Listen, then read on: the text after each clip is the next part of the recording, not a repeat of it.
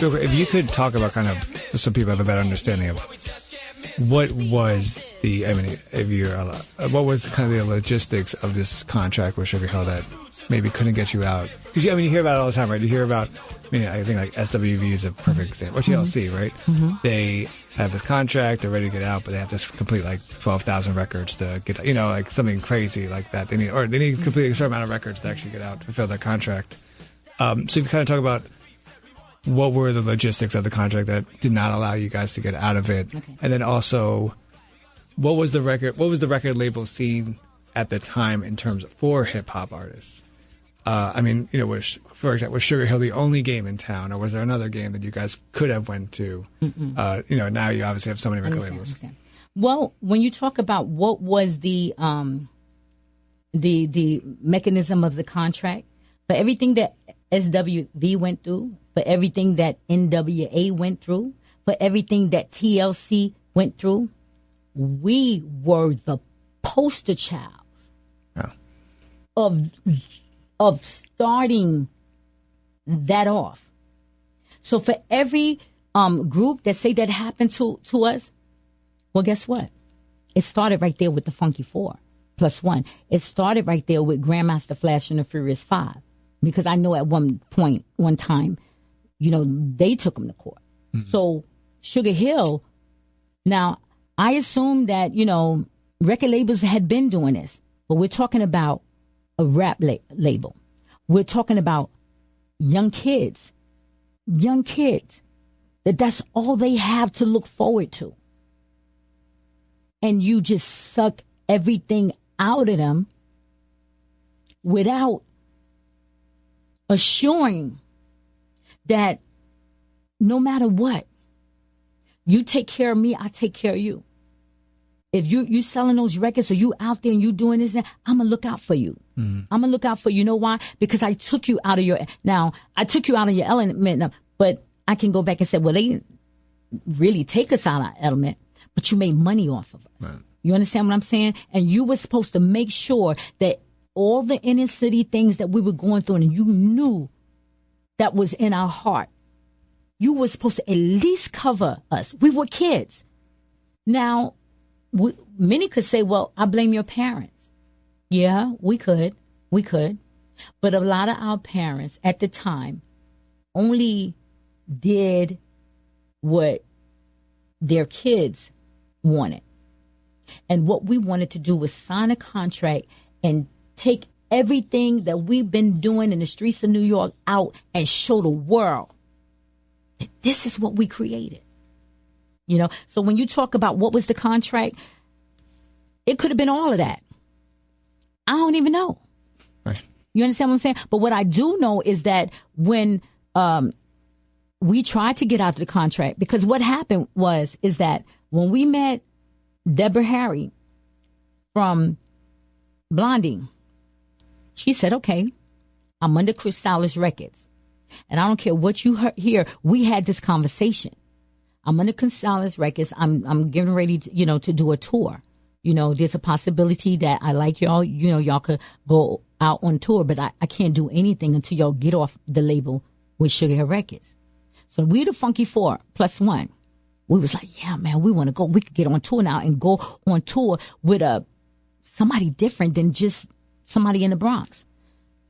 So when it was time for us, we said, okay, we're going to go to Sylvia. And we was like, look, we're not getting paid. You're not giving us no money. We want off. And we went without an attorney, advice, whatever. We thought it was going to be just that simple because she wasn't paying us. Right. We wasn't getting no money. You know what I'm saying? So when we went to her, she looked at us like, y'all crazy as hell. This not happening. You know what I'm saying? And looked at us like we was like some dumb, young, black African-American people, but she was the same race.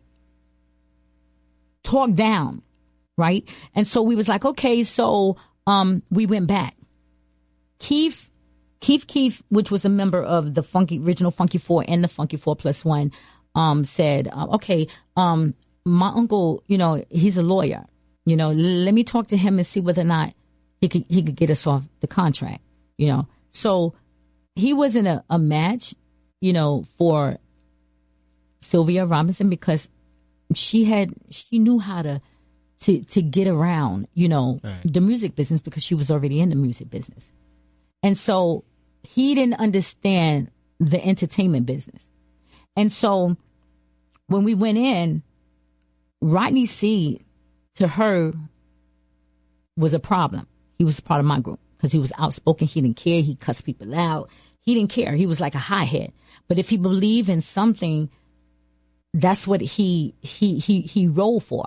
Mm-hmm. And then KK and Rodney was pretty close. And whatever Rodney did or say, KK rolled with him on it. So her thing was like, okay, I ain't letting all of y'all go.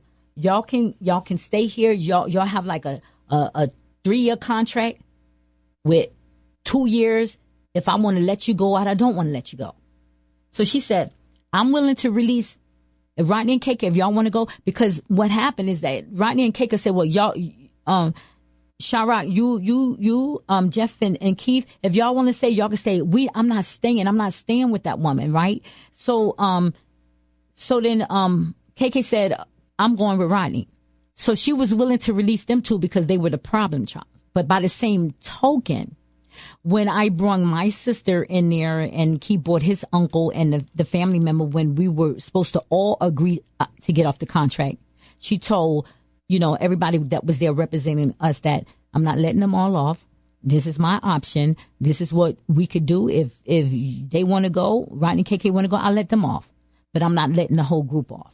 And so what she did was she worked out something with them and said, okay, look, if Sha-Roc or the rest of them want this, I'll let them go in the studio record.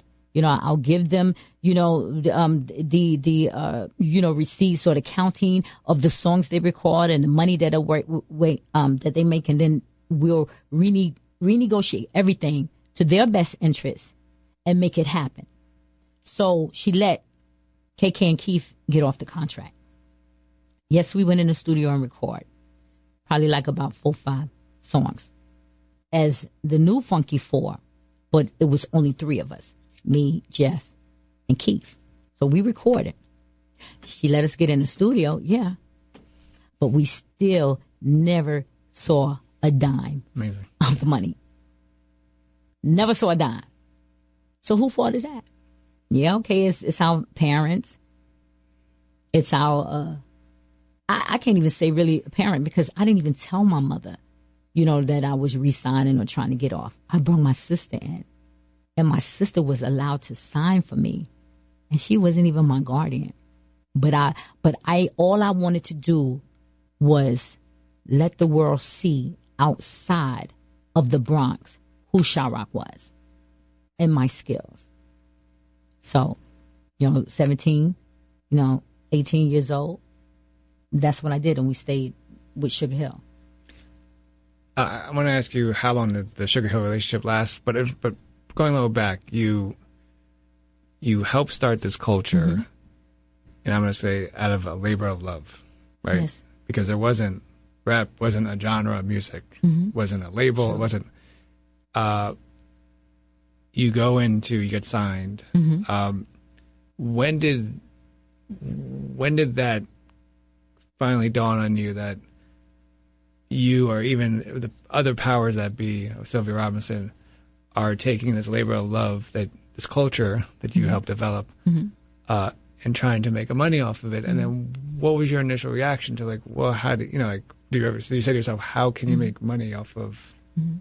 this culture that I love? Right. Okay. And so what you're asking is a very valid question, because in 1982, I was like, I'm going to fall back a little bit. I had gotten pregnant.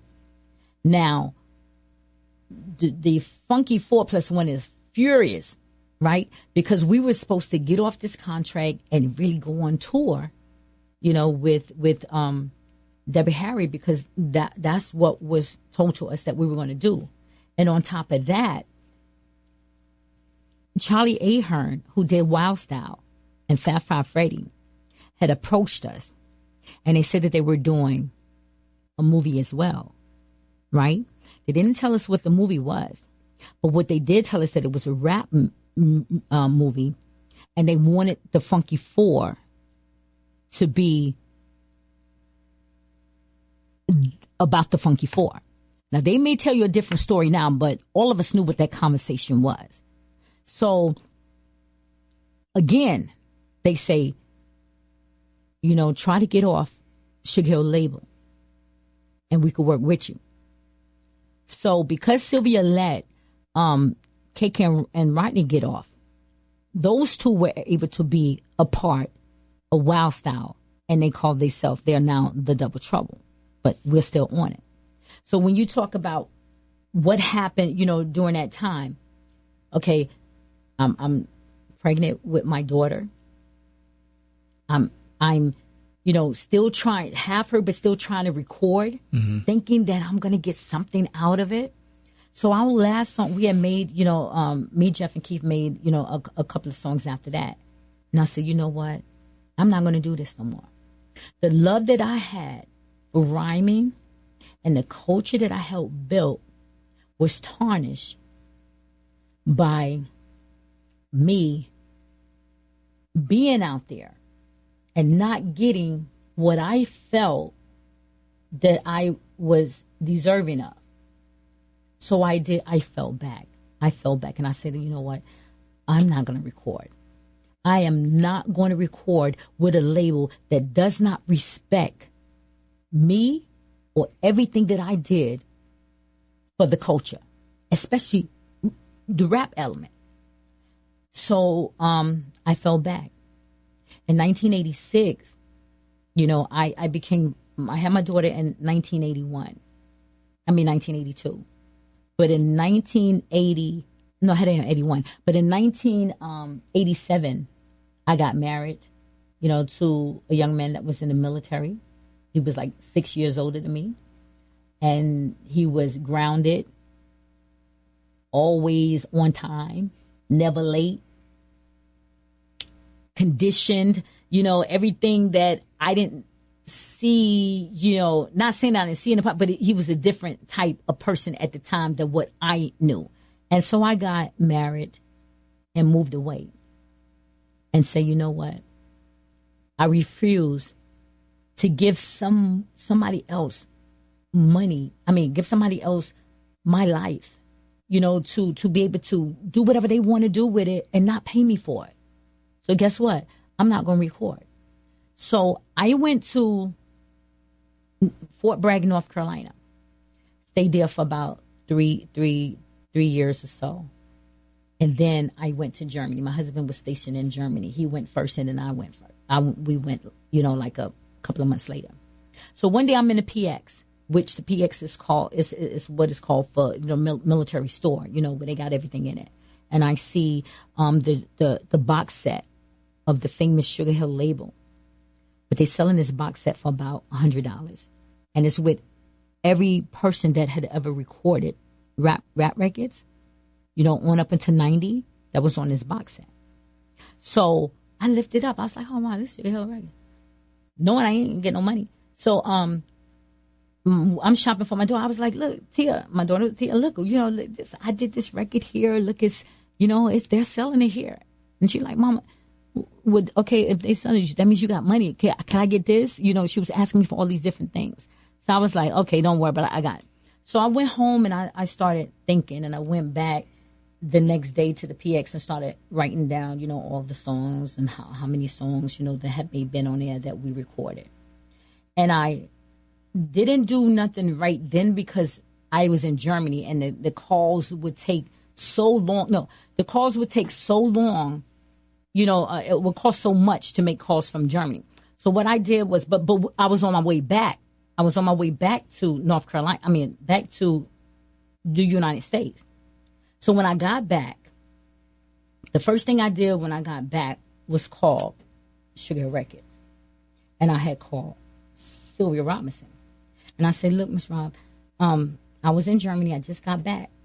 I see that y'all are selling the box sets, and once again, we've never gotten paid. When would I receive, money, or any stipend for what I did?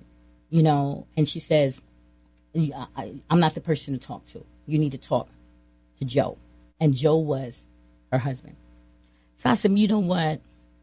I ain't that type of person. I ain't going to play these games.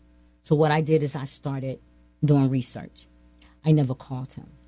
I called every attorney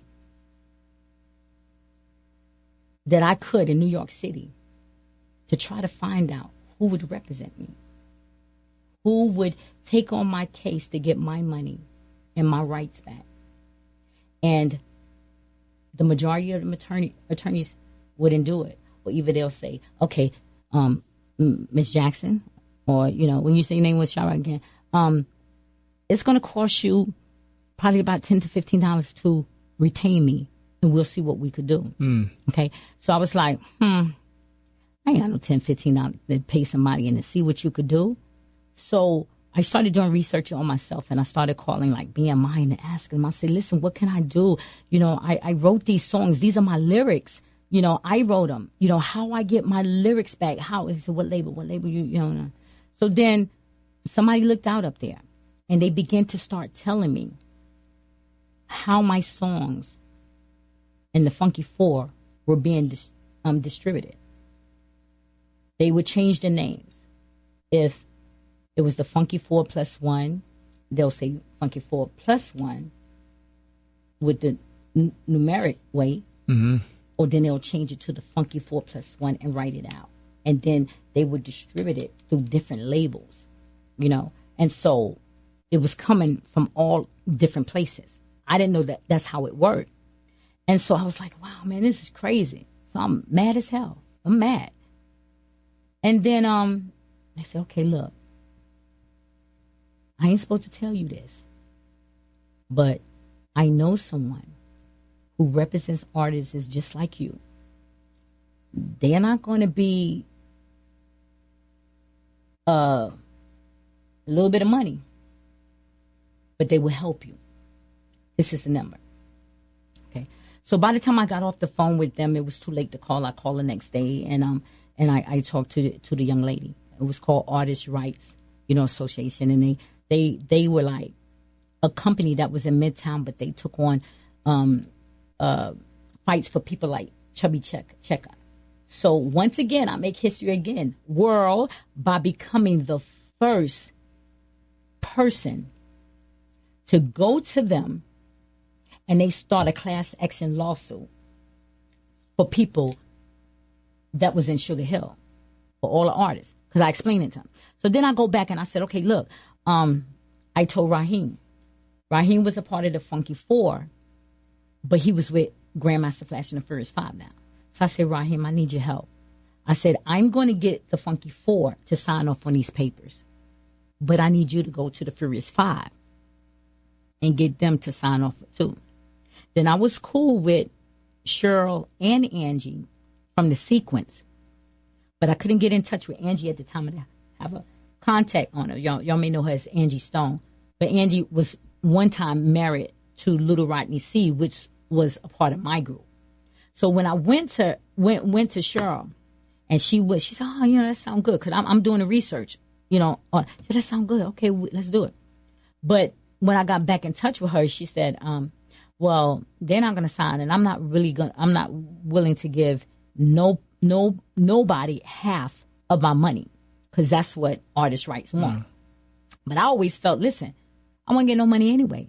So if these lawyers want half, well, hell, I'm gonna give them half, because half was better than nothing, right? And so, I asked Raheem. I said, "Did you talk to every last single one of them? Whatever, to get on?" They said, "Yeah, they're gonna sign." So Raheem and all of them, they went down and signed.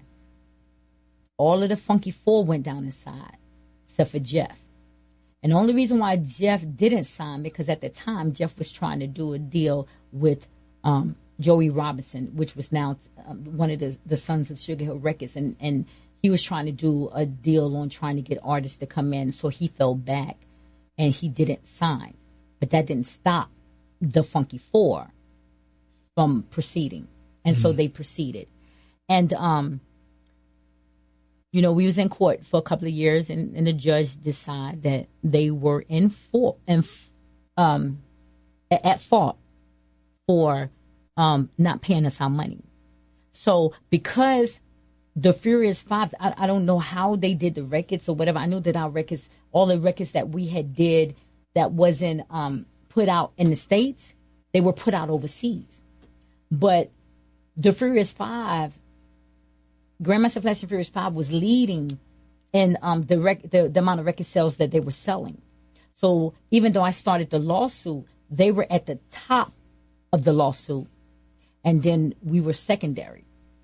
And so the judge deemed that they were liable for paying us some of the money that they owe us, because at that time you couldn't go back to only 7 years, when I got these attorneys. So before, and much respect to her, to Sylvia Robinson, and I don't want to say this, still, she's still a human being, and it's somebody's mother and somebody's, godparent, whatever. But she was also my daughter's godmother. She christened my daughter, when she's 2 months old. Came up to the Bronx from Jersey in her Rolls Royce and christened my daughter.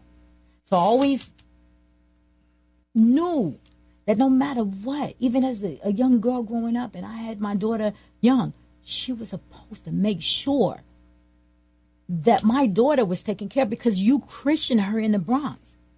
And I don't even think her family even knew she came up to the Bronx. But I got the paperwork. I still got the paperwork. So the thing is that she was supposed to look out. And so when they, when the judge ordered her and that company to pay, she wrote the checks for whatever they agreed on in court. Okay, so now, with much respect, she passes. The oldest son takes on the responsibility of writing the checks, because he's supposed to. That's what the judge ordered. He passes. Another son passes. But then you have one son left. And we're still in court to this day, because the accounting that was supposed to be done over 5 or 6 years ago, whatever my lawyer said has not been accounted for. So even after all of these years, still in court. Oh, wow, that's crazy. Hey, you lost for words? No, yeah. Trying to figure out the follow-up question. Listen, y'all, listen. I'm telling y'all what it is. I done went through some things. Things y'all didn't even know about. Is this because of, okay, a few questions, because of what you went through in terms of record label stuff? Was there stuff that, as an artist, creatively, did you kind of hold to yourself because you didn't want to give it to them? And that's true. And what I vow in life was no one would ever dictate how I move. I will always move accordingly to what makes Sharon Jackson or MC Sha-Rock happy. Now, don't get me wrong. I'm not no selfish person, because I love my family to death. But I will never allow no one to dictate or ever get into that space to do what they did to me as a young girl. So I became very protected of the culture, speaking out against, the injustice of my legacy. If I even, once I found out that, that information was being, swept under the rugs, even for the people that did know, I became very protective. And so when someone say to me, "Oh, Sha-Roc, you're awesome. See, I know you're going to kill it on this track," or you're going to do, I have people approach me from overseas and, many different artists. But guess what? I don't record because I want my people to know who I am. I'm going to do it for the love of it. And I'm going to do it because the beat is nice. And I'm going to do it because it represents my brand. And if I get money out of it, then yeah, it's okay. But I'm going to control it. And so what I did was I fell back. I did my second passion. And my second passion was law enforcement. For real. Wow. Because guess what? I'm going to tell y'all. Listen, coming from the South Bronx, I could have been in crazy stuff. Don't get me wrong. I've been in situations where I didn't even think I was going to live. It wasn't something that I did. It's just that being on that front line, I went through a lot of stuff.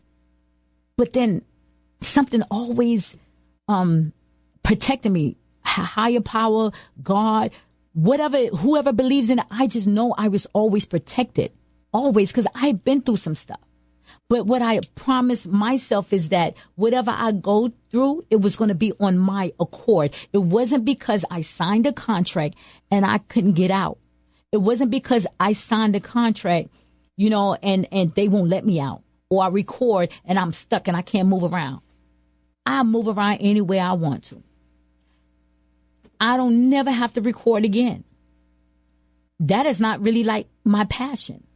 My passion is riding in my car, listening to hip hop music from all stages of eras, including today. That's one of my passions. But what I will tell you is that you're not going to get me to come out or record anything or dictate how, and you're not going to pay me because I know my worth.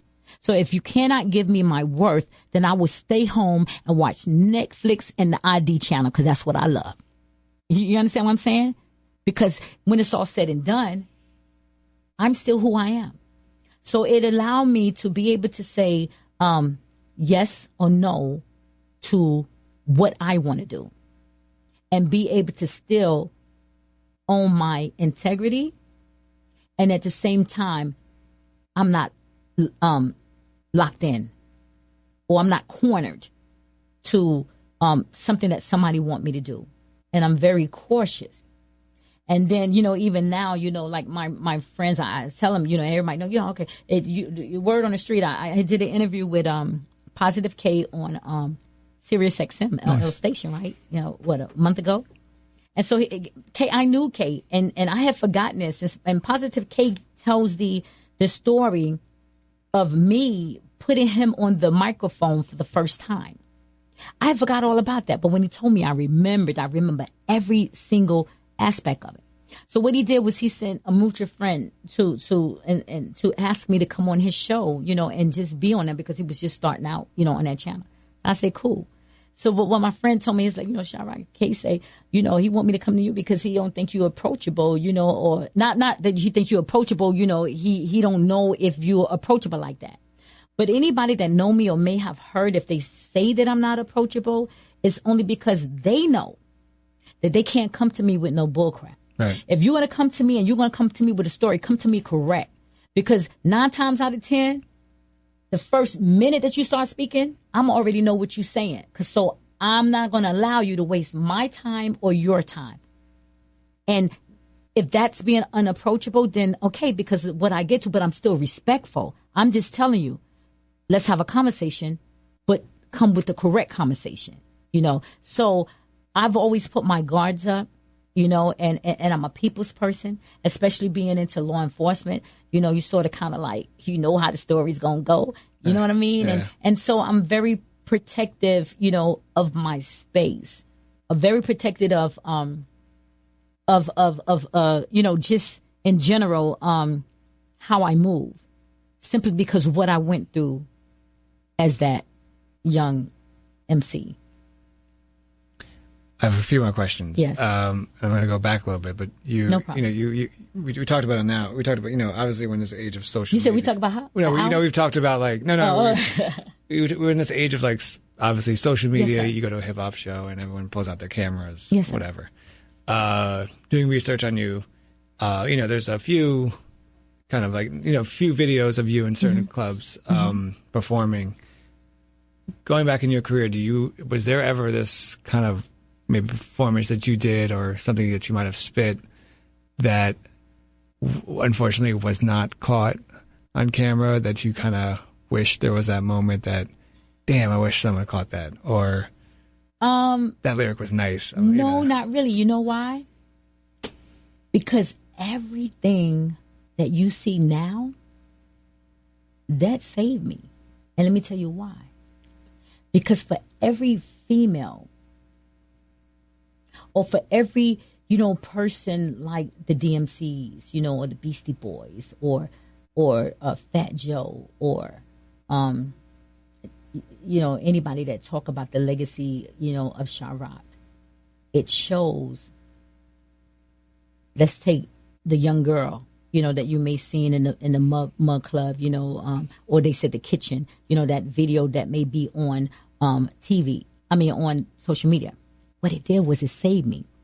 It saved me because I'm happy. Because even if I told you that I was on the front line, and even if I told you there's cassette tapes out that you can hear me on in the 70s, that one of those videos that you see is from 1980, right? So what it says is that for any other person, that came after Sha-Roc, whatever, I can prove that I was there. Mm-hmm. I can prove the timeline. I can show you who I say I am. So no, there's never a time that I wish that I could have did a rhyme, different or better, because I'm built like that. You know what I'm saying? And I say that humbly because this is something that I love. This is something that, that I love. You understand what I'm saying? So, no, I'm kind of more grateful that somebody videotaped that incident and the other incidents that some of y'all have not even seen yet. So, no, there's never a moment that I wish that somebody could have gotten something. Because the time frame that it really counts is there. If people do their research, it's on social media. You come from the beginning mm-hmm. of hip hop. Yes, sir. You come from obviously before it was a business. Yes, sir. 1999, Talib Kweli did a spit. Hip hop is big business, like mm-hmm. Con Edison or medicine. Mm-hmm, mm-hmm. So hip hop is a business now. Yes. How do you think? Look, fast forwarding to 2019, looking at hip hop culture, looking at rap music. Mm-hmm. What are your thoughts on hip hop culture today? How do you think the business aspect has helped and also has hurt the culture? Do you think do you think hip hop culture needs the business aspect or needed the business aspect to live as long as it's lived? Okay, so when you say that, because you're talking from a business perspective, right? So when you say the hip hop culture, rap music is one of the elements, right? Mm-hmm. Fashion of the area that I came from is always considered one of the elements. DJing, one of the elements, because now you have all of these different types of products that comes, about for people to be able to use when they're performing, and all that stuff. And I didn't name rapping and I didn't. Yeah, so all of these elements that make hip hop culture, well, they surviving off of it. People are eating off of it because it's every element. Now, when most people say to me, well, what do you think about hip hop culture today? Well, when you talk about all the elements, people are eating from those elements. But what people really want to say is rap music, right? Because they consider rap music, that element, the culture, not even thinking about all the elements that come a part of the culture. Most people consider rap music the culture, hip-hop culture. You understand what I'm saying? So if we separate it, then I can say, okay, so let's talk about the rap culture because that's what you really want to be talking about. A lot of people say, well, Sha-Roc, you know that know the deal. They'll say, well, what about, how you feel about, the way that, some people, are rhyming, about, misogyny, or what do you think about, Cardi B, or what do you think about Nicki Minaj? Because they always want to use them too. because they have been, one of the most successful in this, era right now, or within the last, 10 years. And I say to them, I say, listen, I celebrate all of the elements, right? So if you're talking about just rap music, and that's what we need to be talking about instead of all the elements that you're not even mentioning, then I truly believe that whatever a person choose to do, and the way that they choose to rhyme, and the way that they choose to deliver, that's something that they have to live with. Because if we all rhyme the same way, it wouldn't be a part of rap music. I mean, like rap music. Because I came up in the era where you had your disco rhyming, and then you had your MC, your bar spitting, no limit rhymes. You know what I'm saying? I come up from that era. But my thing is that when you talk about rap music is just like, any other kind of music. But the style of music should be maybe put into a category.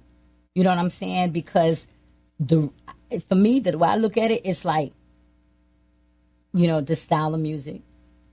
You may have, like your country music that's, that people are rapping, rap country, this, that.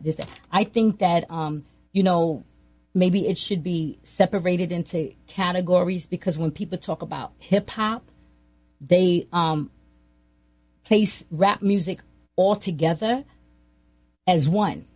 But you have an audience of different people. And so when you say rap music, and you only say rap music, but you're not allowing people to hear that different type of style of rap, or you may not allow, I'm not saying that what Cardi B or Nicki Minaj is doing, because people love it. I like a lot of things that they do. Okay. I love a lot of the songs that Nicki Minaj and Cardi B makes. Why? Because I could be appreciative, of just because that's their artistry. That doesn't justify who I am. But my thing is that instead of, us blaming the artist, whatever type of music you want to listen to as rap, as the rap aspect, you have that opportunity.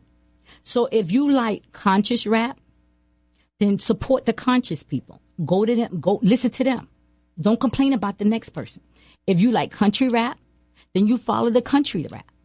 If you like trap music, then follow the trap music.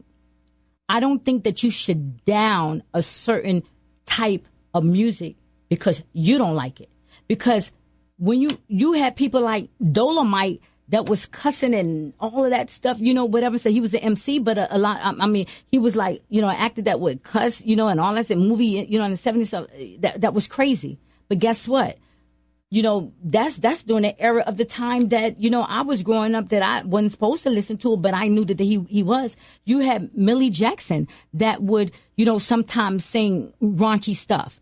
You understand me? She was a R&B singer, but there's people out there that like it.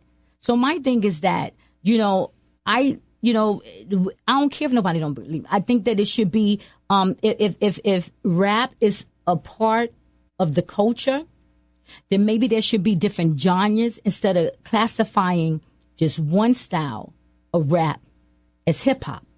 Because that's when you get into, they ain't hip hop, they ain't this, I'm tired of them. Why they rapping like that? They, misogynist, talk about, we worrying about, they rapping, we got our kids out here listening to this and listening to that. You know what? Okay, so, if your kids are listening to that means that your kids are supporting the same people who you not support. Right. So what you're supposed to do is you're supposed to educate.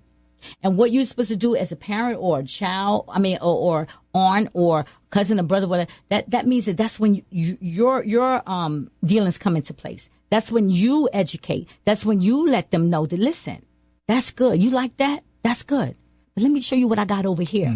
Let me show you the conscious. Let me show you, the country. Let me show you the R&B blue sides or the jazz sides of this form of rap or this form of that. And so you giving the people who you love options instead of worrying about what is fed to you over the radio. So once you give them options, besides what they hear on the radio, and educate and introduce them, then maybe you could stop complaining about what they play, because now the people that you love, or the people that the little kids that's in school, or the people that's listening to them, they have options. They have options, that decisions that they can make on their own to say, I'm gonna listen to this. So if they listen to the person that you say that's not representing hip hop, but now they got options. Right. And that's also their choice, because they have options. But if you don't give them options, then why blame the person that you don't think represents hip hop? And let's go back. Represents rap within hip hop. Because you got too many people rhyming too many ways, where not only one person should be considered. Rap music shouldn't be considered, just one style of rap. And you classify everybody together. That's the way I see it. I think there's also something too where I'll give you an example. And I talked about this with Easy Mo B, because he produced a lot of the stuff that I ended up that I ended up not listening to. So in the late 90s, I went through this whole period of wanting just to listen to conscious hip hop. So when Black Star came out with an album, I was like, oh crap, I got to play this for the masses, blah blah. But I totally ignored like the big puns, the that whole era. And why was that? Because it's just like I felt like what they were saying wasn't what the people need to hear, and I was into like empowering people. But what I realize is that now going back years later and listening to that, that there's whatever, it doesn't matter what they're saying, it's just there's this unique ability all of them have, into like their art, right? And with their wordplay, with their breath control, with their flow, with their writing style, and how they play on the beat or off the beat. True. So what I realized now that I'm almost 40 is that there's this by saying I don't like this, this, and this, and you only have to listen to this, and this. True. You yourself lose out on what's out there. That's what I'm saying. That's what I'm saying. And people, because I come from the inception of hip hop, maybe like a lot of my people that grew up with me, whatever, may feel like, yo, how could you say that? You on the front line. You know why? Because we're on the front line, and because I was there, then you should be thinking the same way too. Because you should never close your role to not seeing what somebody else is doing or how they perceive life. You understand what I'm saying? Even like I tell the young kids a lot of times that become an MC, it's just like first day they want to say, we come from the old day, we old heads. Yeah, I'm old head and I'm proud of it, because I could be able to deal with a lot of them as far as rapping skills to this day. So I accept being an old head. But one thing about Sha-Roc is that I know how to adapt to my environment. And so I listen to old school, new school, true school, even now. Because then you'll be able to learn to appreciate, even if it ain't something that you like. But you could be able to know what's going on out there. Because a lot of times they ain't lying. The stuff is going on that they say they're going on. It is going on out there. And even if it ain't affected them, it may be affecting somebody else. So to me, I use it as a learning tool. But no, some things should not be exposed to youth. But that is not the responsibility of the artist. Because if the artist is targeting a certain audience, then that's who they're targeting. And if that audience is bigging up their artist, and that artist continue to sell out and sell records, whatever, then who you gonna blame? Because then now you have to go back to the youth, the young kids, the parents, whatever. You know what I'm saying? Because if you're exposing them to something else and giving them that option, not saying that you have to take it away, but give them options. And then let them make their decisions. Right. But are the options available on the radio all the time? Yeah, maybe on Sirius XM, whatever. But not every child or people have the money to pay for that. So I still say the parents, or whoever the child, is there. It is up to our responsibility to just educate and let them make their own decision. Because I know for me, I don't go to clubs and all of that stuff, but I like to have fun just by just laughing and talking and just, I don't hang out with a bunch of friends or whatever, but if I'm driving in my car, I want to hear some breakbeat music. Then I want to be able to turn to conscious music. And then I want to be able to turn to Cardi B, just bagging it up. Yeah, I like that. That's one of my joints. I like Nicki stuff. I want to be able to hear some of the things like that simply because I know how to separate them. But everybody don't want to hear if they're going through problems, they don't always want to hear more problems. Right. They want to hear happy songs. They want to hear songs that take them out of their element. So I just say that, and instead of us, like offering our opinion on what the style of rap is of, that person that's rapping, what I say is that then not let us box rap or box hip hop as the term for rap. Mm-hmm. Because that's what people be asking when they ask me. They be like, okay, so what you think about, hip hop? But it ain't the DJ, and that's not who they focus on. They focus on the rap, right? So let's just change the way to rephrase it and say, what do you think about how this person rhymes? You understand what I'm saying? Because that's just an element of hip hop.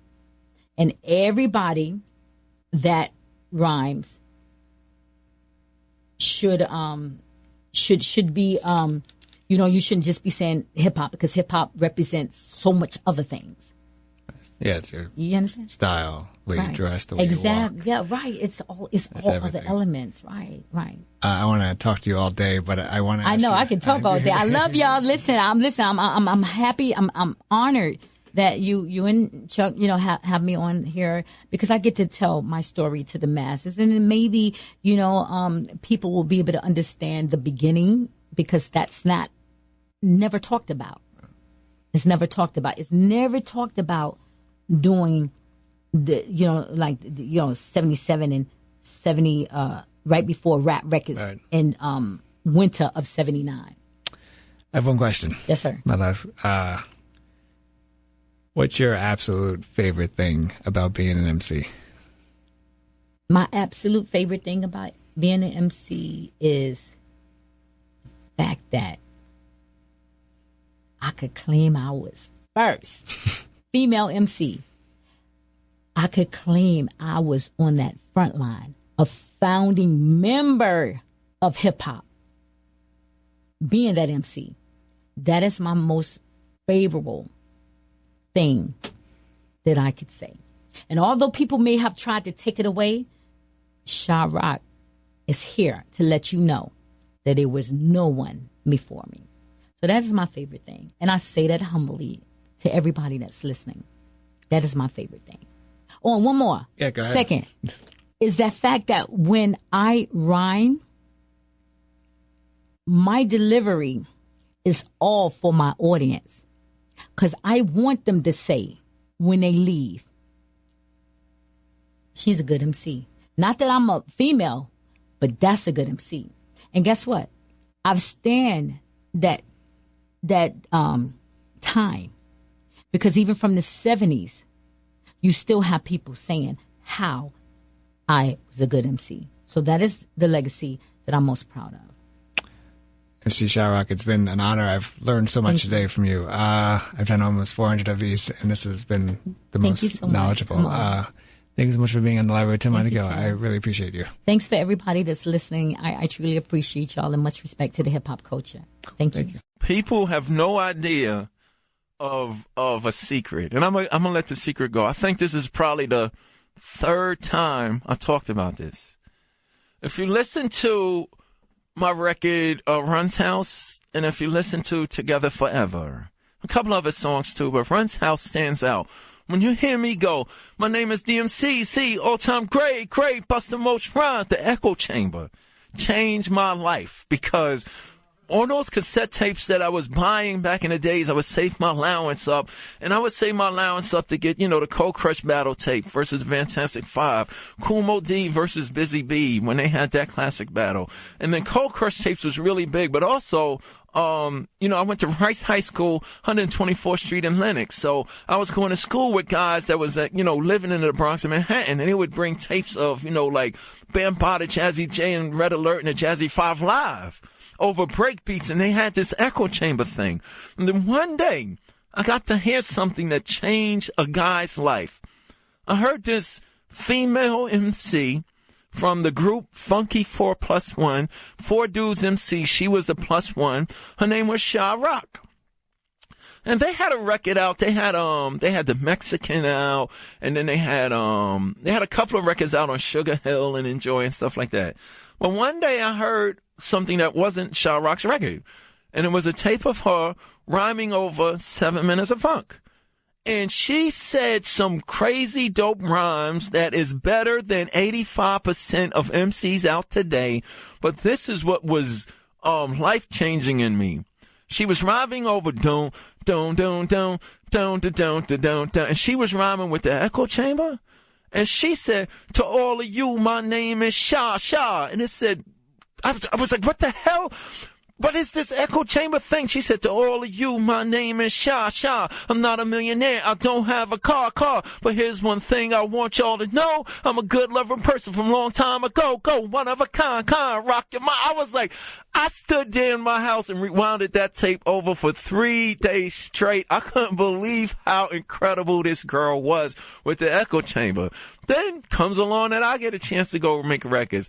And I was like, yo, Jay, I gotta be like Sha-Roc. I gotta have that echo chamber. Sha-Roc is genre changing. So, Sha-Roc, I give it up to you. You and the Cold Crush 4 are the reason why DMC is the king of rock. When I heard that echo chamber with Sha-Roc, and her rhymes was dope. And she was doper than the dudes back then. Cause what was good about Funky 4+1 was they rhymed about, their sneakers and taking the subway train and going to school and what they would eat for lunch. Like, they rhymed about stuff that was relevant to that particular age group of hip hop. But Sha-Roc, I gotta give the props to her. She's not only a legendary pioneer, icon female MC. You dudes need to take lessons from Sha-Roc. She changed my life. To this day, the reason why me and Run did party people, you're chill, echo chamber because of Sha-Roc. We love you.